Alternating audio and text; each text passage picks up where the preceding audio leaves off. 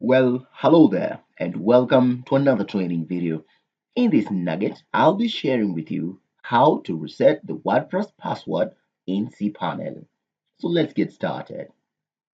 Well, the very first thing you'll want to do is to log in into your hosting account using your provided username and password. I have already logged in into my Cpanel account, and the first thing I'll want to do is to navigate into the script section. So I'll scroll down the tools area to where we have the scripts. And this is where the scripts are. Alternatively, you can click on the search tools area and search for WordPress, and it will take you directly to the WordPress tools area. I'll click on the WordPress script,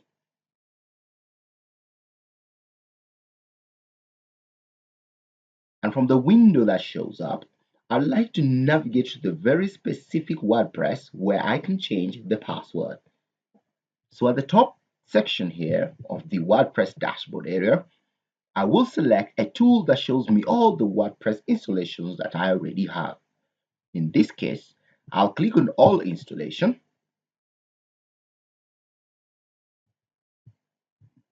I'll get a list of all WordPress installations within my cPanel.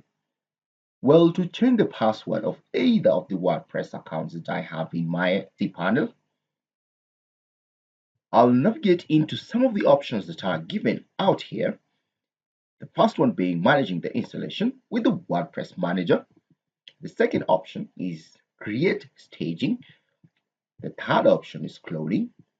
The fourth option is for backup, and my interest is on editing the details. So I will click on edit details option, and here I will get all the details of my WordPress. I'll get the directory where my WordPress has been installed, the name of the database, and the password that I have used in the database. I'll also get the database user name, and not to forget the database host. Now, if I scroll down, I have the admin area. Here, I can create the admin name that I'll be using in my WordPress. I can select the sign in or sign on username, and then I can set up the password. So once I set up the admin username and select a password of my choice, I will scroll down. Some of the options that were there during the installation could still appear here, including creating backups and even changing the themes that are provided. I'll scroll down and leave everything as is. But for your case, since you're changing the passwords, remember you change them on the username and the password for the admin accounts.